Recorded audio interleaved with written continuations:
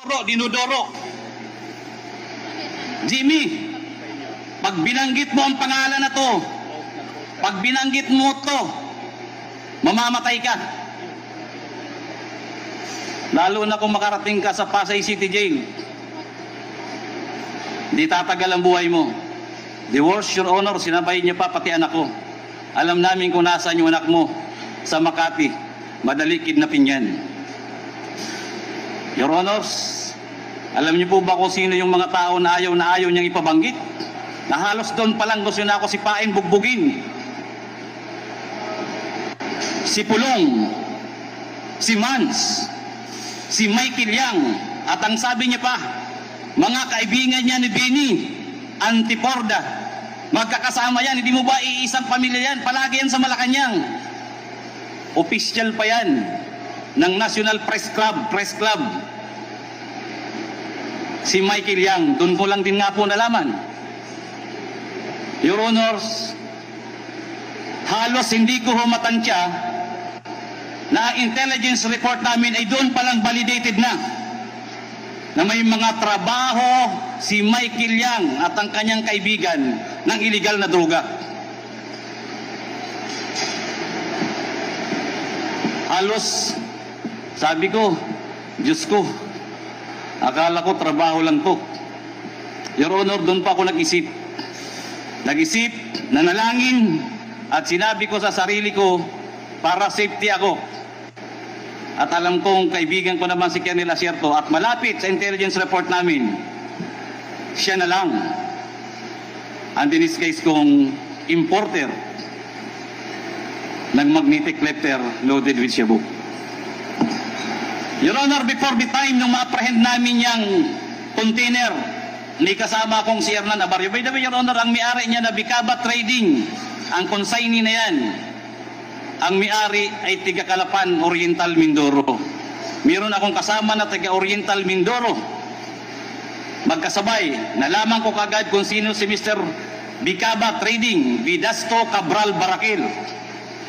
Dahil si Hernan Abarrio ay tiga roon, na-check niya kagad kung sino si Vidasto Cabral Barakil.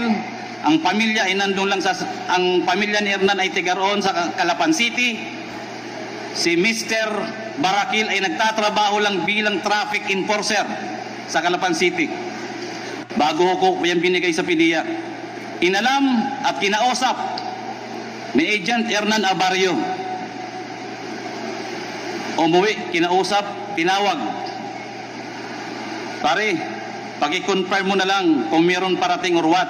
Alam niyo, yung tatlong tao, normal na normal. Parang walang nangyayari sa kanila. At yung isang inchik, dalawa o tatlo, sabi sa akin, pare, yung inchik nga, hindi takot eh. Sabi ko, bakit? Sabi niya, Michael Yang yan eh.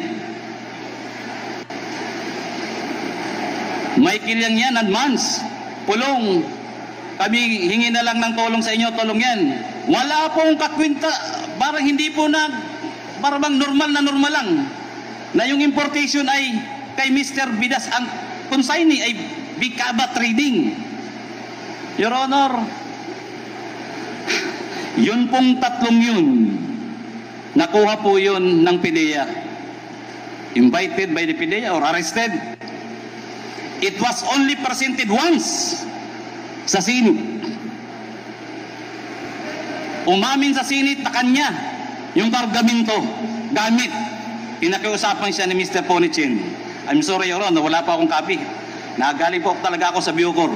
Nandun po yan, nababasa po yan natin, mababasa at mababasa natin yan. And I can bring that document here. Napakalinaw ng tanong ng chairman ng Magic Blue Ribbon Committee, ng Senate Blue Ribbon Committee. Your Honor, inamin, may ebidensya, yung tatlo lang muna.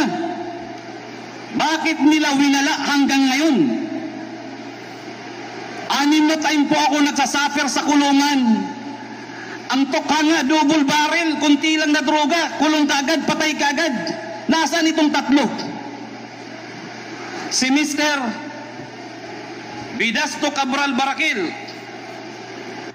Lagrimas Katipan, Emily Lokigan, ang alam ko yung inchik, pinakawalan din nila. Ano ang meron? At bakit po ako ang dinidikdik? hanggang sa Bucor, nakarating ako na nanghuli lang po ako ng illegal na droga. Wala akong nawala kahit katiting. Inorderan po ng judge na sunugin, sinunog. Nandoon po ang testimonya ng mga PDEA. Kasama kong PDEA sa aking opisina sa Bureau of Customs. Kami po ang nanghuli. Ano po ang partikular na batas ang iba-violate ko? Conspiracy to import? Or yun ang grand conspiracy na linisin ang pangalan ng First Family at si Michael Yang para pagsalitain pa ako at papirmahin na ang kasama doon sa importation na isang politiko na kalaban nila na hindi ako pumayag. Dahil sabi ko walang alam yan. Hanggang ngayon po, malinaw. Basahin ko man po ang testimonya ko hanggang ngayon. Magaling pa siguro po ang kunti kong memory card. Hindi ko po makakalimutan kung papaano ko sinakripisyohan yan. Ako ho, ikinulong. Buti na lang may Diyos. Pagdating po sa kulungan, may mga tumutulong sa akin. May mga lumalapit ho. Natistigo kung sino si Michael Yang, paano nasunog ang Bureau of Customs, paano pinatay ang empleyado ng mga taga-customs. Bakit ang daming releases during the time ng mga containers na nawawala hanggang ngayon hindi iniimbestigahan? Napakasakit po mga kalagalang-galang na kongresista at sa iba pong mga resource speaker dito. Your Honor, wala pong nagbago, lalo pong lumala. Ang dami pong stocks, ang dami pong dumadaan sa custom during the past administration. Lutang at ang dami. Naglabasan po during the time, green tea, red tea.